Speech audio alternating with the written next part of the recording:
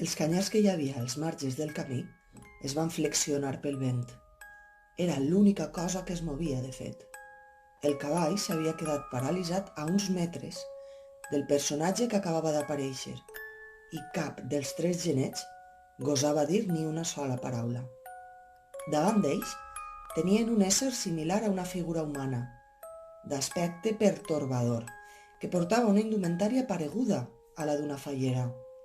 Duia unes sabates de taló alt, una falda rígida, ampla i acolorida, i una peça de roba negra que li vestia el tors.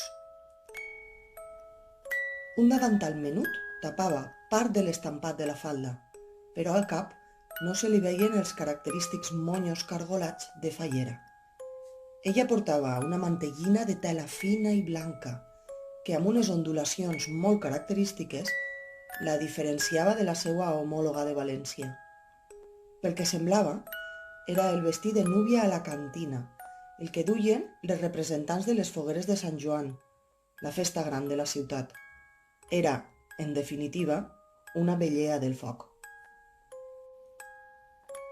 Trobar-se una vellea del foc enmig d'un camí de terra podia ser sorprenent, però fins a cert punt normal, tenint en compte la passió pel folklore que sentien els valencians, ara anomenats habitants de la regió 3947N o 370, però hi havia un element omnipresent que desfigurava el seu aspecte. Tot el seu cos estava recobert d'un líquid gelatinós verd groguenc, en algunes parts amb corfes dures i resseques que eixien d'un orifici de la cara. Així era, aquella xicona li penjava un moc repugnant del nas i anava regalimant-li per tot arreu. De tant en tant, la jove respirava profundament per tal de poder reabsorbir allò que produïa i provocava un sniff rítmic més irritant que les queixes de la delicada Gandia.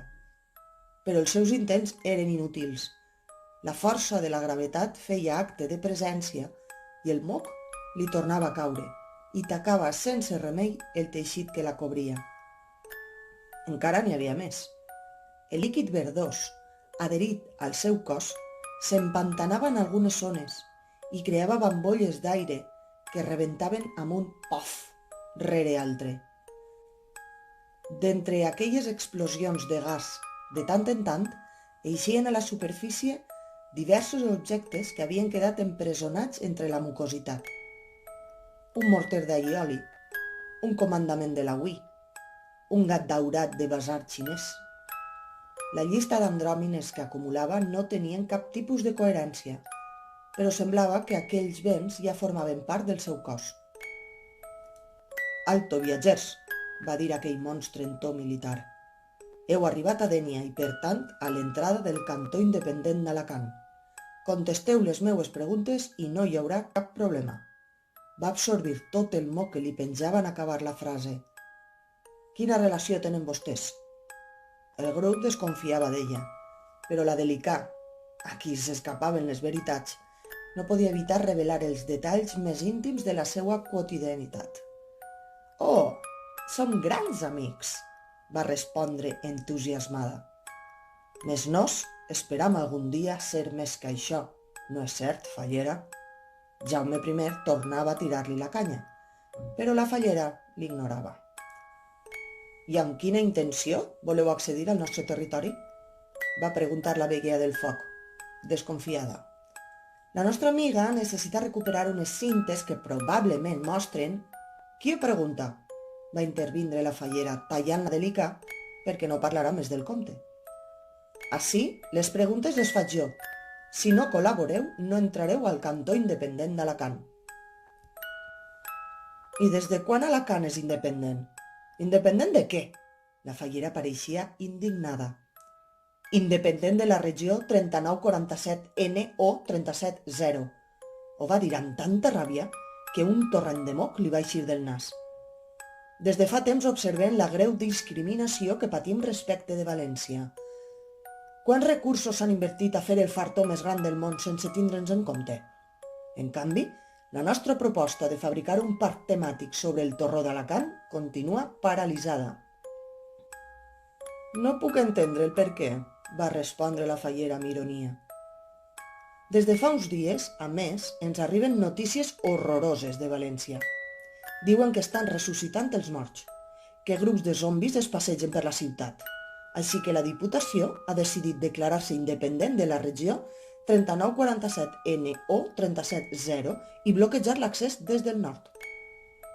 I només estan ressuscitant els morts a la província de València? Va dir la fallera, alçant una de les celles mentre observava el seu rostre des de dalt del cavall. Aquell personatge tenia el mateix tipus de pell que ella, que la d'Ilicà i que Jaume I, de color trist i de textura tan poc consistent que podia caure a trossos en qualsevol moment. I què direm dels mocs? La riuada de gelatina no podia ser causada per un simple refredat, ni tan sols per una pulmonia letal. La fallera Calavera no va tardar a connectar les idees. «Estàs morta, tan morta com jo». «Però què dius? No em veus?», va respondre la vellea, movent el cos per demostrar la seva vitalitat. «Els morts valencians estan ressuscitant des que jo he tornat a la vida», va aclarir la fallera, segura del que deia. «Senyora Modèstia, et penses que eres el centre del món o què? Et diré dos coses, reina. Jo no estic morta ni sóc valenciana, sóc alacantina». Si encara tinguera cor, a la fallera ja li hauria eixit el pit. No només aquell cadàver renunciava a la valenciania, sinó que no era ni tan sols conscient que ja no estava viva. Com podia ser? El seu físic espantós la delatava. Des que havia eixit del taüt, la fallera s'havia anat trobant diversos morts vivents per allà on anava, i aquest nou personatge no n'era una excepció. Sense pensar-s'ho dues vegades, va fer un bot i va baixar del cavall. Es va acostar a la vella del foc i, com ja havia fet als estudis de la televisió, va estirar-se el cap fins a separar-lo del cos. «Ho veus?», va dir després de sentir el plof que havia produït l'extracció del cap. «Jo estic morta i ara comprovaràs que tu també ho estàs», va dir la Calavera, independent ara de la resta de l'esquelet. Les mans van deixar el cap momentàniament al camí. El cos de la fallera es va acostar a la morta d'Alacant amb la intenció d'arrencar-li també la cara. No li importava tocar-li la pell putrefacta ni aquell líquid viscós, si amb això aconseguia que la vellea li donara la raó. Però les seues intencions ben prompte es van frustrar. La zombi mocosa es va apartar com un llamp i la seguretat que exhibia es va fondre en un tres i no res, com si fora també de gelatina. «T'ho advertisc, no em toques!», va exclamar la vellea, rotunda, mentre feia unes passes arrere. La fallera es va quedar sorpresa. Mentre tornava a posar-se el crani al lloc, va pensar que aquella morta ocultava alguna cosa. Se la veia temorosa al contacte físic. La va observar bé. D'entre els mocs de la falda, ara emergia una revista del cor, un smartphone d'última generació i una Barbie Malibu. Allò era un pàstic sense fons. Veient que la vella del foc cada vegada s'allunyava més, la fallera va dir-li amb compassió: «No te separes». «No em poses una mà al damunt», va cridar la vella desafiant. Però la fallera ja no era la mateixa. Alguna cosa havia dispersat la seva atenció i el seu nas podrit començava a olorar compulsivament. Una fragància culinària l'havia alterada. Va intentar no distraure's i es va tornar a centrar en la zombi que tenia al davant. Es va esforçar per pronunciar el que realment volia dir, però una força insòlita la va obligar a anunciar el següent. «No te separes», li costava concentrar-se, «del caliu del meu voler». «Què dius?», va preguntar la vella desconcertada. «Bella donzella, és que preferiu amar una mossa en comptes de nos?» Jaume I estava escandalitzat. «Pregaré a Nostre Senyor perquè salve vostra ànima». «No», va respondre la fallera, mentre les pupil·les dels ulls li anaven desapareixent a poc. «No te separes del caliu del meu voler, que si tu em deixes, un ninot tindré que ser». Ho havia tornat a fer. havia tornat a recitar els versos del fallero, l'himne de les festes josefines que sonava després de cada traca. I va ser en aquell instant que el nas va començar a olorar a tort i a dret, mentre la fallera Calavera feia carasses, com si se li haguera contagiat un dels tics nerviosos de la Delica. Ara tenia els ulls en blanc i de l'esquena li emergia de nou aquella gepa horrible que havia exhibit uns dies abans. Els cabells estaven despentinats i la boca segregava més saliva que un gos en ple mes d'agost.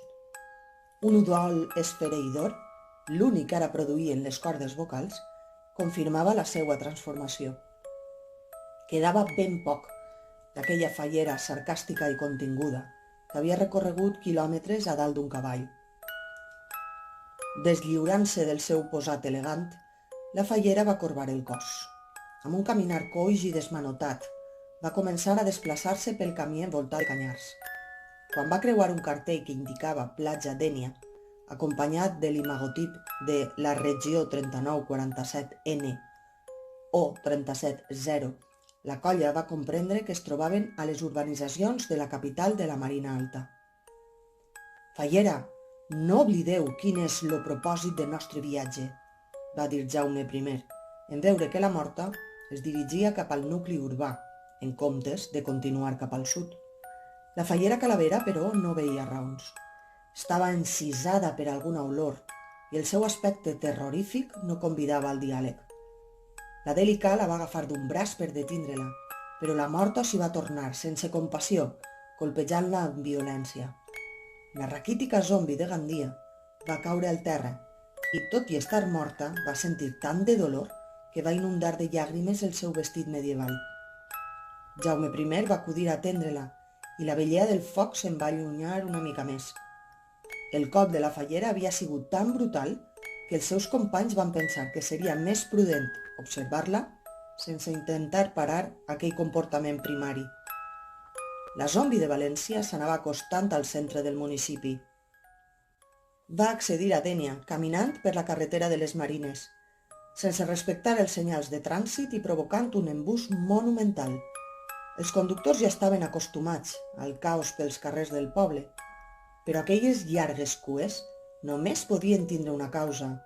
Els madrilenys feien pont, segur, quan la morta, més pareguda a una bèstia rabiosa que a una senyoreta que havia format part de la cort d'honor, va arribar al carrer del Marquès de Campo, la Delicà i Jaume I van entendre el que buscava.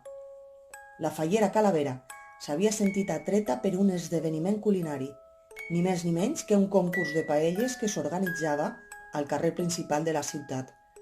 Aquelles paelles, però, mostraven un aspecte molt diferent a l'esguerro que la zombi havia tastat a València. No hi havia pèsols enlloc, duien garrofons i l'arròs era de tipus bomba, per a absorbir el gust intens del caldo. L'olor del vapor que emergia dels xup-xups era el mateix que el dels diumenges a casa dels pares, i les paelles ja acabades tenien ingredients frescos que feien vindre gana. No estranyava, doncs, que la fallera haguera oblidat per complet l'objectiu de la seva tornada al món dels vius. Aquells plats seduïen els 5 sentits. La raó ja no l'acompanyava, i per segona vegada el seu comportament només obeïa els instints més primaris.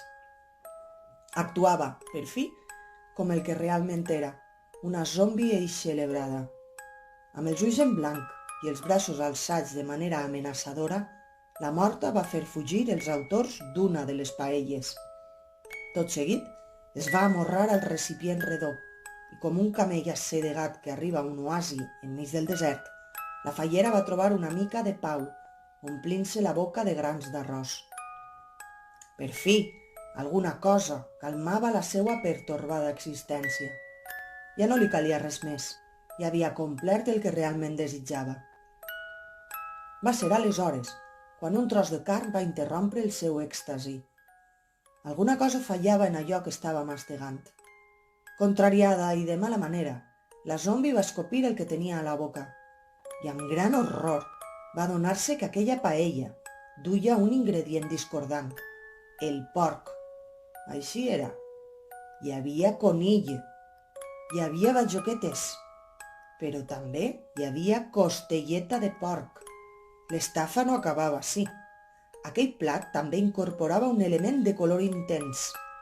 Ni més ni menys que pebrera roja. Com podia ser allò?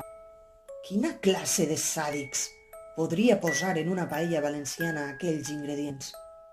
Per què ningú ja no respectava la recepta original d'aquest plat celestial? «Esta no és l'autèntica paella valenciana», va sentenciar amb veu greu la fallera Calavera. Els participants del concurs se la miraven amb desconcert. No sabien si els cridava més l'atenció el seu aspecte horripilant, amb les costelles a l'aire i una gepa més gran que el Montgó, o aquella actitud indignada davant el que ells consideraven una recepta casolana de tota la vida. «Què diu esta ara?», es preguntava una senyora mirant com la fallera rebutjava la costelleta. «Per a mi, el pollastre para massa sequet. A casa preferim la costella de porc». «Ausades, ma mare sempre li ha afegit mandonguilletes i una picadeta d'all i julivert. Boníssim», contestava una altra. «Tu què trobes? Ara hauran de vindre els de València a dir-nos com fem la paella, sí o què?» Els veïns s'indignaven cada vegada més. Definitivament, la regió 3947N o 370 estava invertebrada. No tenien prou de no haver-se posat d'acord amb el nom del territori, ni tan sols eren capaços de pactar una recepta conjunta per a la paella. La fallera Calavera, descol·locada davant l'actitud dels deniers, que veien normal ultrajar el símbol valencià per excel·lència, va anar a poc tornant al seu estat anterior. Com si despertara d'una ressaca de casalla, la morta va recuperar la consciència mentre es tocava el cap per comprovar que encara el tenia unit al cos. Estava confosa i desconeixia com havia arribat allà. Per sort, els seus fidels companys, Jaume I i la Delicà, l'havien seguit de prop. Van accedir al carrer de Campos cavalcant com en un entrar de moros i cristians, i sense pensar-s'ho dues vegades, van arreplegar la fallera i la van fer pujar a dalt de l'animal. Abandonaren la ciutat amb rapidesa, sense que allò provocara un gran trasbals entre els deniers. Ells ja estaven acostumats als malabaristes, tocadors d'acordió i faquirs que l'Ajuntament contractava per acontentar els turistes. No obstant això, els amics de la fallera no se'n van anar tranquils. Encara arrossegaven el trauma d'haver comprovat que la seva amiga patia una espècie de bipolaritat, un trastorn de personalitat que la convertia en un monstre irracional quan una paella es cuinava a prop. No van ser els únics que s'havien adonat de la metamorfosi de la fallera Calavera.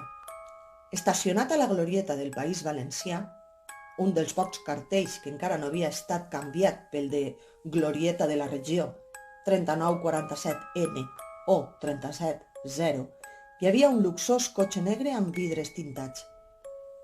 La finestra del darrere es va obrir a poc i des de fora es va poder veure un rostre conegut per molts. L'alcaldessa, la de València, no la de Dénia, havia estat observant tota l'escena. De fet, havia seguit la colla amb discreció des de l'orxateria d'Alboraya. «Assessor número 13», va dir, tranquil·la, parlant a l'home que havia presenciat com la fallera Calavera eixia de la tomba. Ell estava assegut al seu costat, a la part posterior del cotxe oficial. «Encara conserves els plànols d'aquella paella gegant que havia de servir per a tapar la lluna?» L'assessor va afirmar amb el cap. «Excel·lent. Em sembla que hem descobert el seu punt dèbil. No permetré que eixa bruixa arruïni la meua carrera». Dit això, l'alcaldessa va tornar a pujar el vidre del cotxe mentre començava a riure de forma malèvola. De fet, la rialla va ser gegantina, només comparable amb la mida del pla retorçat que la líder municipal acabava d'idear.